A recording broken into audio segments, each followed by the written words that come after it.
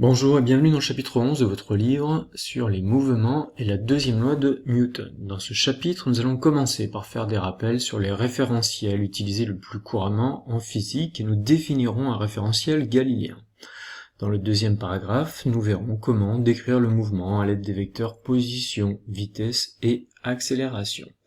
Le troisième paragraphe du cours portera sur deux types de mouvements, mouvement circulaire et mouvement rectiligne. Enfin, nous terminerons ce cours par la deuxième loi de Newton. Premièrement, choisir un référentiel d'étude. On rappelle qu'avant toute étude, il faut commencer par indiquer l'objet étudié ou système et le référentiel utilisé pour observer et décrire le mouvement de cet objet. En effet, le mouvement d'un système dépend du référentiel choisi. Il convient donc de bien choisir le référentiel utilisé. Trois référentiels sont couramment utilisés. Le référentiel terrestre, il est lié au sol et permet d'observer les mouvements qui ont lieu à la surface de la Terre, comme le déplacement d'un train. Le référentiel géocentrique est utilisé pour les satellites de la Terre, donc par exemple pour étudier le mouvement de la Lune autour de la Terre.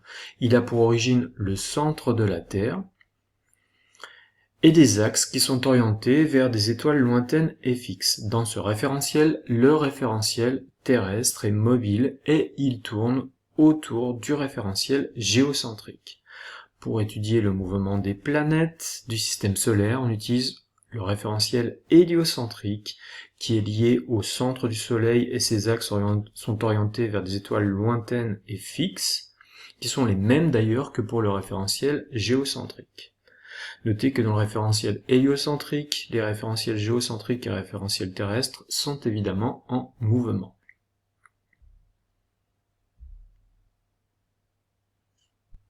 Pour nos études, nous nous placerons toujours dans des référentiels considérés comme galiléens, c'est-à-dire des référentiels dans lesquels le principe d'inertie ou la première loi de Newton s'applique.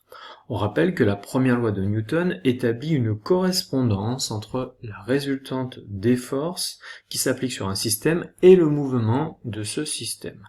Si la résultante des forces, qu'on note somme des forces extérieures qui s'appliquent sur le système est égale au vecteur nul, alors le vecteur vitesse du centre d'inertie du système est égal à une constante ou égal au vecteur nul. La réciproque est également vraie, c'est-à-dire que si le vecteur vitesse du centre d'inertie du système est égal à une constante ou au vecteur nul, alors la résultante des forces qui s'appliquent sur le système est égale au vecteur nul. Autrement dit, si la résultante des forces est nulle, alors le mouvement reste rectiligne et uniforme ou au repos, et réciproquement. Le référentiel héliocentrique est considéré comme galiléen, le référentiel géocentrique l'est également si l'étude ne dépasse pas quelques heures, et le référentiel terrestre peut également être considéré comme galiléen si l'étude ne dépasse pas quelques minutes. Tout référentiel en mouvement rectiligne et uniforme par rapport à un référentiel galiléen est également un référentiel galiléen. Et tout référentiel qui tourne, accélère ou ralentit par rapport à un référentiel galiléen n'est pas un référentiel galiléen. Deuxièmement, des vecteurs pour décrire les mouvements. Alors, on va commencer par le vecteur position. À tout référentiel, on va associer un repère d'espace cartésien orthonormé O, I, J et K, et un repère de temps. Cela va permettre de suivre la position d'un point mobile au cours du temps. Ce point mobile, M ou G, est alors repéré par son vecteur position, vecteur OG de t, qui est égal à xt de i plus yt de j plus zt de k, où x, y et z sont les coordonnées du vecteur position à la date t. Afin de rendre compte de la variation de la position au cours du temps, on utilise le vecteur vitesse v. La variation de position est notée delta du vecteur OG et la variation de temps delta t. Donc le vecteur vitesse à la date ti est noté vecteur vi qui est égal au vecteur vitesse à la date ti et se calcule par le rapport delta de OG sur delta t. Delta de OG, c'est la différence de position entre la position qui est juste après TI, donc OG TI plus 1, moins la position qui est juste avant TI, OG TI moins 1, et divisé par le temps qu'il a fallu pour passer de la position TI moins 1 à la position TI plus 1, c'est-à-dire TI plus 1 moins TI moins 1. Et cela donne le vecteur GI moins 1, GI plus 1 divisé par TI plus 1 moins TI moins 1. Par exemple, sur le schéma, on peut voir le point G qui décrit une trajectoire dans le référentiel d'observation. Il est à G0 à la date T0, G1 à la date T1, etc. La vitesse au point T2 est définie comme la différence entre la position qui est juste après et la position qui était avant. Donc c'est OG3 moins OG1 divisé par la durée qui sépare ces deux positions, T3 moins T1. Ce qui revient encore à écrire que le vecteur vitesse V2, c'est G1, G3, divisé par T3 moins T1.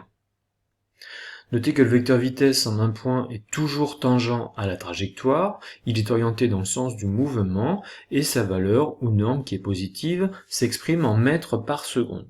Pourquoi? Parce que delta de OG s'exprime en mètres, c'est une variation de position, et delta t s'exprime en secondes, c'est une différence de temps.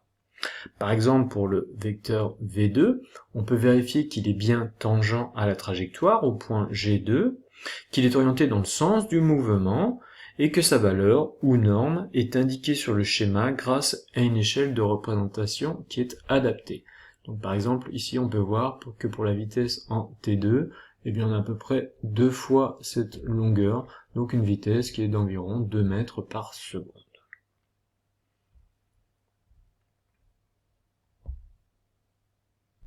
Nous serons amenés dans certaines situations à utiliser le vecteur vitesse instantané, qui est la limite lorsque delta t tend vers 0 du rapport entre le vecteur variation de position et l'intervalle de temps nécessaire à le réaliser. Cela se note, v de t est égal à d du vecteur OG sur dt.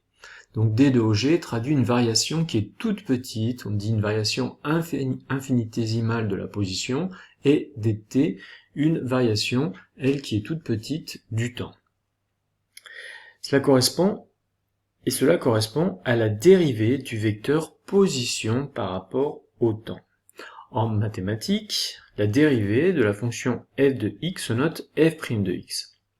La dérivée de la fonction f de t se note f' de t. Mais en physique, on notera cela sous la forme d de f sur dt. Mais d de f sur dt et f' de t, c'est la même chose.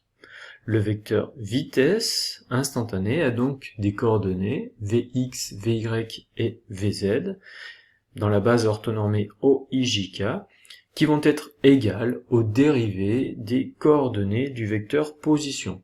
v de x est égal à d de x sur dt, donc x' de t, v de y est égal à y' de t, et vz est égal à z' de t. Pour calculer la valeur de la vitesse, on utilisera la relation v est égal à racine carrée de la coordonnée de la vitesse en x élevée au carré, plus coordonnée en y au carré, plus coordonnée en z au carré.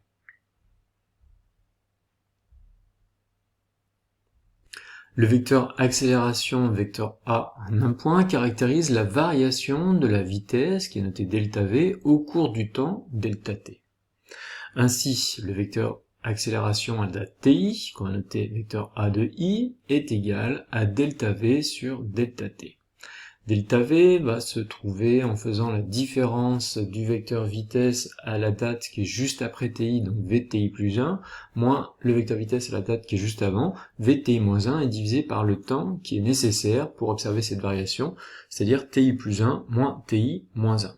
Donc par exemple, pour calculer le vecteur accélération à la date t2, il a fallu tracer le vecteur delta v de t2 à l'aide des vecteurs vitesse qui sont juste après et juste avant la position t2, c'est-à-dire vt3 et v de t1. On a tracé à côté delta v de t2, donc vt3 moins vt1, et ensuite on l'a reporté au point de t2, et pour trouver l'accélération, on a divisé cette valeur de delta v à la date t2 par delta t, c'est-à-dire t3 moins t1. Ainsi, le vecteur accélération d'un point mobile à un instant t est caractérisé par sa direction et son sens qui sont identiques à ceux du vecteur variation de vitesse delta v. A et delta v sont collinéaires de même sens, et la valeur de l'accélération, qui est égale au rapport en norme de delta v sur delta t, s'exprime en mètres secondes moins 2. Pourquoi? Parce qu'on divise une vitesse ou une variation de vitesse en mètres par seconde par une variation de temps en secondes.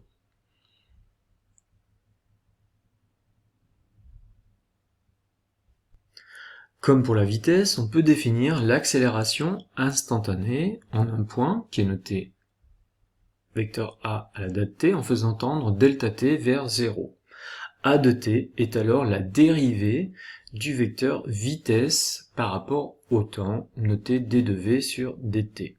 Les coordonnées ax, ay et az du vecteur accélération dans la base orthonormée OIJK sont alors égales aux dérivées des coordonnées du vecteur vitesse.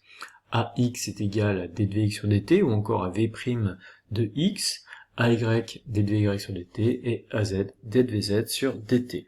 Pour calculer la valeur de l'accélération à une date t, on peut utiliser les coordonnées, comme on l'a fait pour la vitesse. Norme de a est égal à racine carrée de ax au carré plus ay au carré plus az au carré.